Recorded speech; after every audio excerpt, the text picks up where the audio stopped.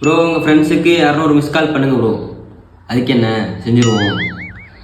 வாங்க ஃபஸ்ட்டு கான்டாக்டில் போய் யாருக்கு அடிக்கலான்னு பார்ப்போம்.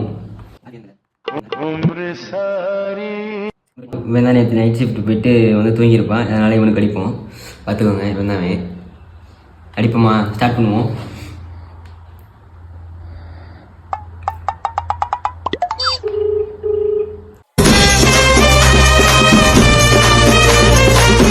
அவ்வளோதான் மக்களே, நீங்கள் சொன்ன மாதிரி 200 மிஸ் கால் விட்டு முடிச்சாச்சு. அவன் தூங்கிட்டு இருப்பான். அவன் தூங்கி எழுந்ததுக்கப்புறம் தான் என் நிலமை என்னன்னு தெரியும்.